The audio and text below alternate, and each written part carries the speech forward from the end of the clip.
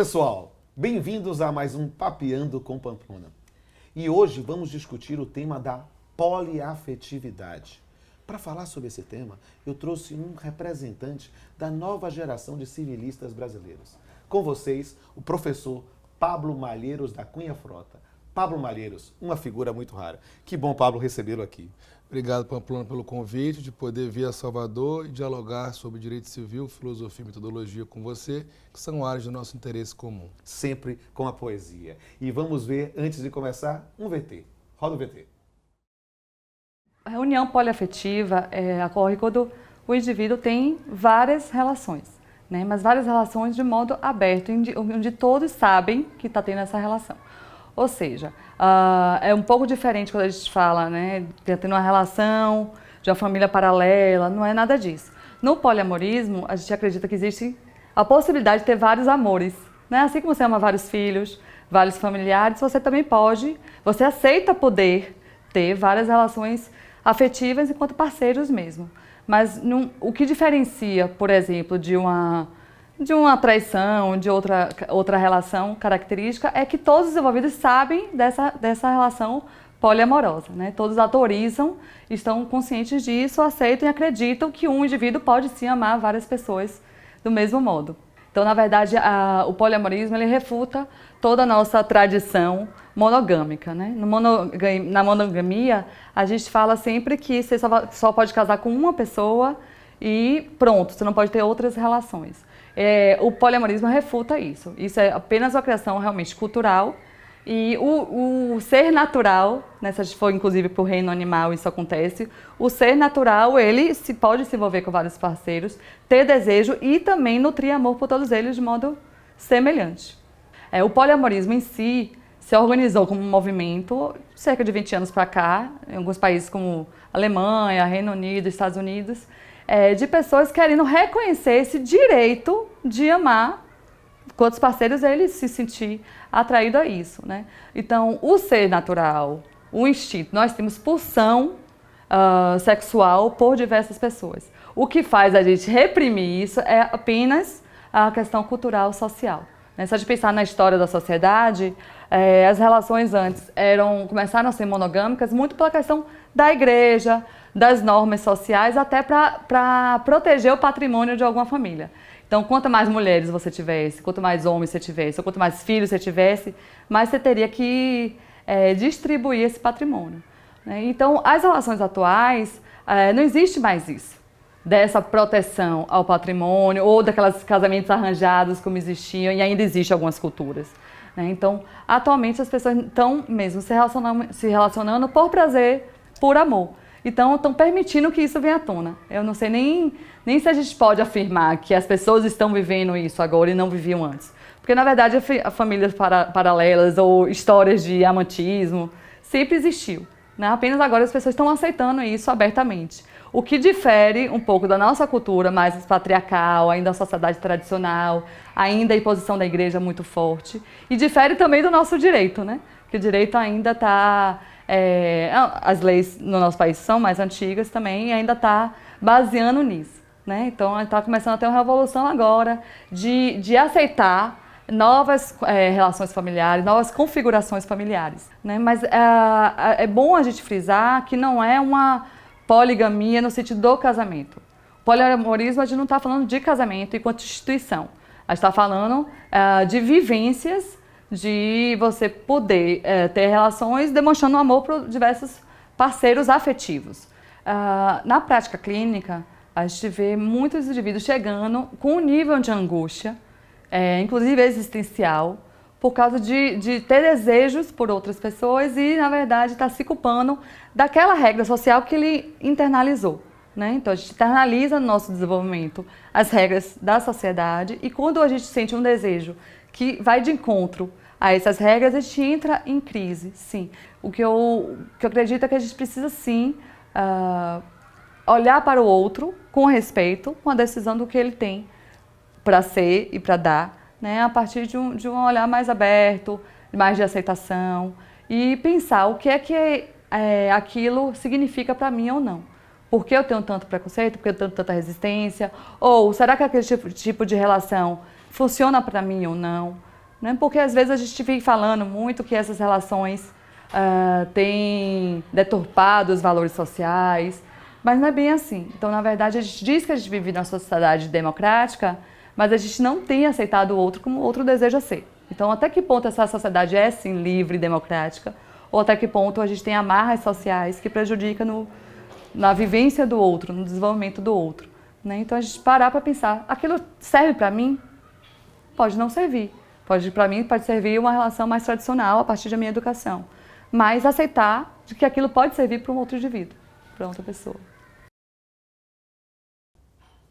Bem, depois de ver esse intrigante VT, eu quero conversar com você, Pablo, sobre o nosso tema da poliafetividade. E, para começar, eu preciso entender de cara por que poliafetividade. O que é que você quer dizer com esse termo?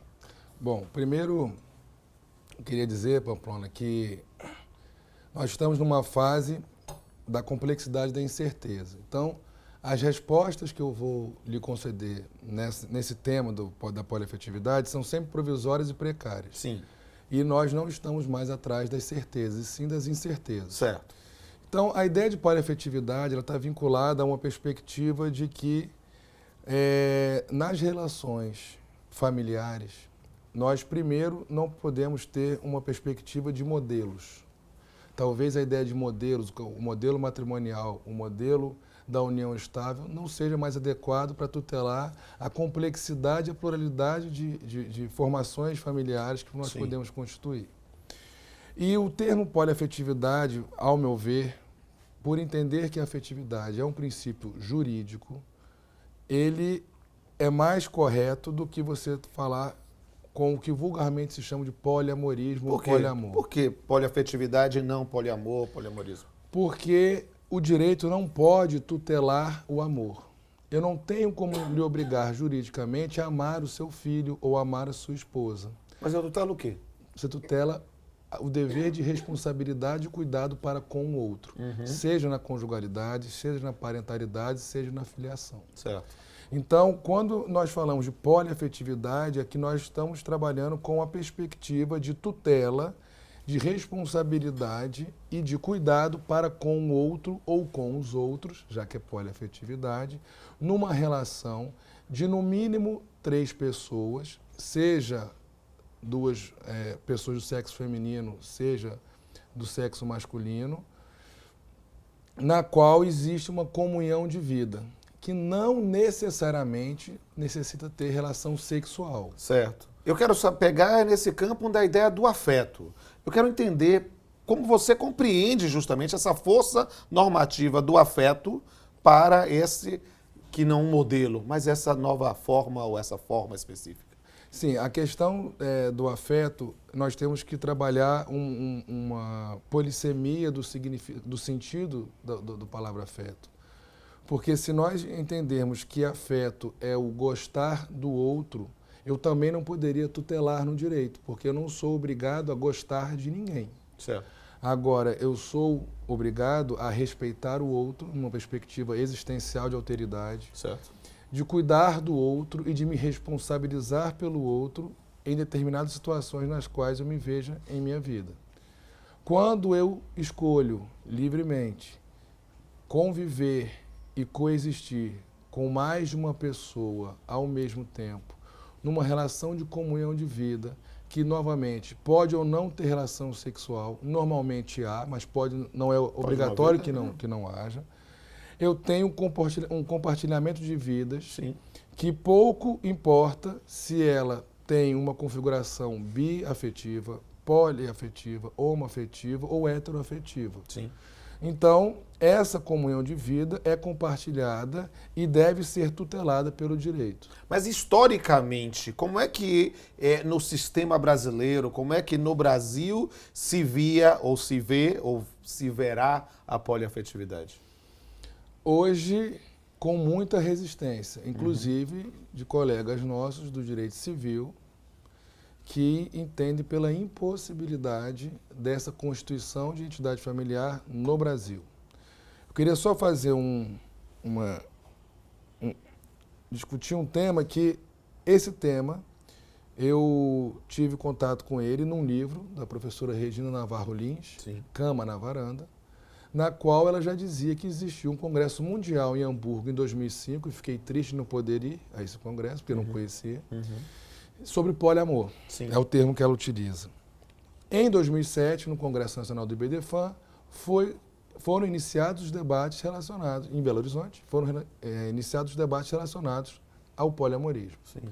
E esse tema veio me trazendo reflexões, e hoje, a partir de 2 trabalhos na pós-graduação, um na UERJ, com o professor Marcos Alves, trabalhando a ideia de que a monogamia não é princípio no direito brasileiro e não estrutura as famílias no Brasil, e do professor Ricardo Calderon, na Federal do Paraná,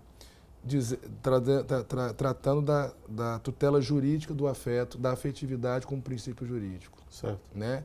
O professor Marcos Alves defendeu seu doutorado na UERJ, orientado pelo professor Gustavo Tepedino, e o professor Ricardo Calderon defendeu o seu mestrado na Federal do Paraná, orientado pelo professor Luiz Edson Fachin. Certo, mas na sua opinião, e eu quero saber da sua opinião, de Pablo Malheiros, já é possível, de lege lata, já é possível reconhecer uniões poliafetivas formalmente no direito brasileiro? Penso que sim. Por quê? Justamente pela questão primeiro da emergência dos direitos fundamentais nas relações privadas. Sim. O meu modo de ser e de viver e conviver com o outro ou com os outros não interfere em nada na relação, não faz qualquer diferença na sociedade. Então, os direitos fundamentais vieram para descalçar ou desnaturalizar usos, costumes e tradições que ontem poderiam ser usos, costumes e tradições e hoje podem ser abusos. Então, a questão da liberdade formal, positiva, negativa e material, ela me autoriza com que eu possa constituir a entidade familiar que eu acho adequada para a minha vida concreta e disso extrair ônus, bônus, deveres e obrigações em relação a isso. Depois quero discutir a questão das obrigações, mas nesse momento não. Eu quero só imaginar o desenvolvimento desse raciocínio. Se em função disso o CNJ mandou reconhecer a possibilidade de um casamento homoafetivo, você acha que é possível reconhecer um casamento poliafetivo?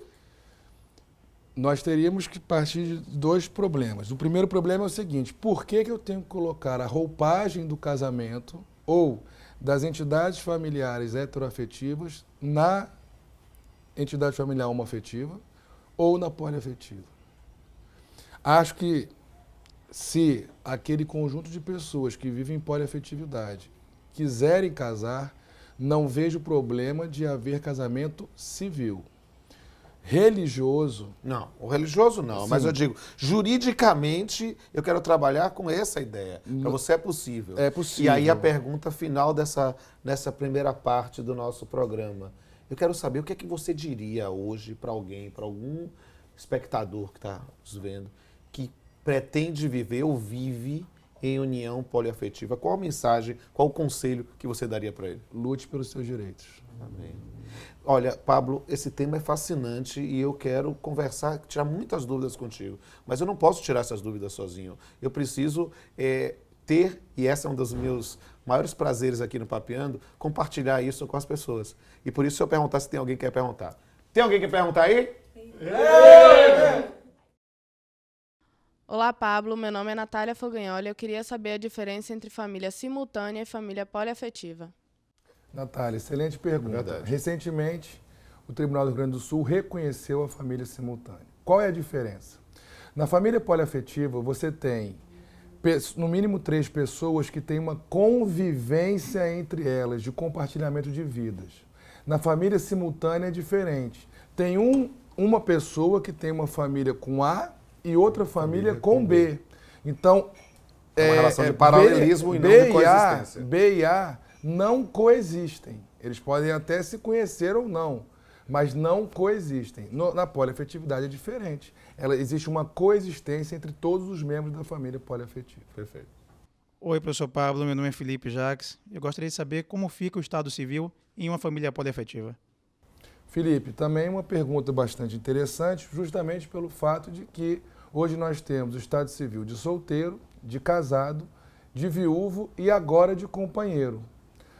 Não há uma nomenclatura específica para a família poliafetiva. Então, pode ser uma nomenclatura de companheirismo, mas que isso não quer dizer que você tenha as mesmas normativas da união estável homo ou heteroafetiva. Oi, meu nome é Mariela Sánchez, eu sou da Bolívia e eu quero perguntar a você, professor, quais são os valores que têm as famílias poliafetivas? Mariela, é muito importante porque as pessoas acham que a construção de novas entidades familiares são uma deturpação dos valores sociais que nós carregamos na nossa tradição. E os valores que emergem da poliafetividade justamente são liberdade e igualdade numa perspectiva material e concreta, e não abstrata. Olá, professor, eu sou Natália Petersen. Eu gostaria de saber como fica a disciplina patrimonial sucessória, no caso da relação poliafetiva. Natália, a disciplina vai ser uma disciplina de compartilhamento. Então, se eu tenho uma família poliafetiva, no qual eu tenho 2 pais e 2 mães, por exemplo, eu vou ter 4 sucessões. Então, aquele filho, ou aquela filha, ou aqueles filhos terão 4 sucessões dos seus pais e das suas mães. Então, inserindo nessa situação a perspectiva da multiparentalidade. Professor, sou José Mário. Eu gostaria de saber exatamente como fica, no caso de repercussão patrimonial, por uma dissolução dessa relação poliafetiva, com repercussões, por exemplo, com morte, com a separação.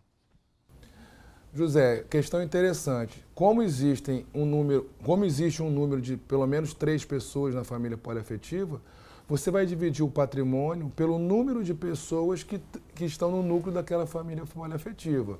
Agora, você pode utilizar um regime de bens do casamento, equiparado do casamento, ou constituir um regime de bens que seja mais adequado para aquele núcleo familiar poliafetivo. É uma mistura de critérios matemáticos com critérios decorrentes de uma autonomia da vontade.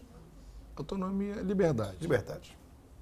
Oi, professor, meu nome é Yasmin e eu gostaria de saber se na expressão poliafetividade abrange-se também a expressão multiparentalidade. Yasmin, abrange sim, porque eu tenho pelo menos 3 pessoas, então eu posso ter um pai e 2 mães e um pai, mas tem um caso interessante. Eu sou casado com você e o professor Pamplona é casado com a Natália. Nós temos relações sexuais trocadas e você é engravida do professor Pamplona. Então, vai ter uma filiação paterna biológica e materna biológica e uma filiação paterna e materna socioafetiva concomitante. Então, no registro vão ter pais, Pablo e Rodolfo, mães, Yasmin e Natália. E essa paternidade, essa multiparentalidade, pode surgir também da paternidade socioafetiva, propriamente dita. Sim. Né? Nas relações, por exemplo, com padrastos ou com as construções na própria figura brasileira do filho de criação. São construções interessantes sem nenhum problema a pensar. Olá, professor. Meu nome é Jadson. Eu queria saber como ficam as deliberações em uma união poliafetiva. Jadson, sem querer patrimonializar essa relação, você pode utilizar por analogia a deliberação coletiva nas sociedades, porque eu vou ter pelo menos 3 vontades deliberando sobre esse fato. E uma questão é incontroversa. A poliafetividade traz mais complexidade para o conviver diário. Sem dúvida. Oi, professor. Eu sou Ives e eu queria saber como ficam os impedimentos matrimoniais na poliafetividade. Ives, questão interessante para começarmos a discutir o tabu do incesto, por exemplo. A família poliafetiva tem uma configuração diversa da família matrimonializada. Então, os impedimentos que não cabem para a família matrimonializada não podem ser transportados para a família poliafetiva. Como uma forma autônoma de reconhecer uma família. Isso, então, a poliafetividade tem a sua configuração jurídica, que é diversa de outras configurações familiares. Olá, professor. Meu nome é Larissa. E eu gostaria de saber se há necessidade de uma legislação específica para regular os efeitos provenientes da relação poliafetiva. Larissa, o Brasil é um país que anda de muletas, e a lei são as muletas do direito brasileiro. Imediatamente, se tivesse uma lei, talvez alguns problemas seriam resolvidos, mas mais problemas seriam surgidos. Então, entendo eu que não precisamos de mais leis, precisamos de melhores intérpretes. Mas essa questão da lei é muito importante. Por quê? Porque de lege lata é possível reconhecer essa família poliafetiva. Mas temos questões que vão precisar ser tratadas, seja na questão do Estado Civil, seja na própria noção do crime de bigamia. Há várias questões que estão aqui relacionadas. Mas nós precisamos ter em mente que, independentemente de termos ou não a lei, nós não podemos deixar de tutelar o afeto, tutelar a liberdade de cada um na busca de ser feliz.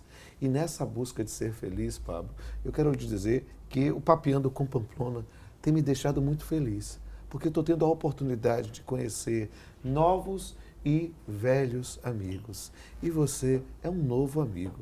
Você é um representante de uma nova geração de civilistas e que, sem sombra de dúvida, merece ter um brinde aqui conosco. É um prazer, amigo. Pamplona, o prazer é meu e sempre que você chamar, estarei a postos para voltar a Salvador e dialogar com você e com seus maravilhosos alunos. O prazer é todo meu. E vamos encerrar mais um Papeando com Pamplona, com direito e com poesia. Poliamorismo. Por que não se pode amar mais de uma pessoa ao mesmo tempo? Porque o ato de amar exige uma exclusividade artificial, como se o coração pudesse ser controlado como um bicho de estimação. Para alguém ser completo, é possível que haja mais de uma peça para formar um todo, que não é um quebra-cabeça, mas sim um complexo prisma, cujas faces são complementares, não havendo verdade ou mentira, pois tudo dependerá do ângulo que se mira. Eu quero amar você eternamente, mas não quero deixar de amar ninguém. Eu quero ficar com você o resto da vida, mas isso não significa viver só a dois. Meu amor não é uma cabine simples com apenas 2 lugares. É um mar com vários ecossistemas, é uma galáxia com diversas estrelas. Eu não quero a clandestinidade de viver um amor marginal. Eu quero uma relação de maturidade em que haja entrega total, sem a ilusão da única cara metade, vivendo o múltiplo afeto da vida real. Até a próxima.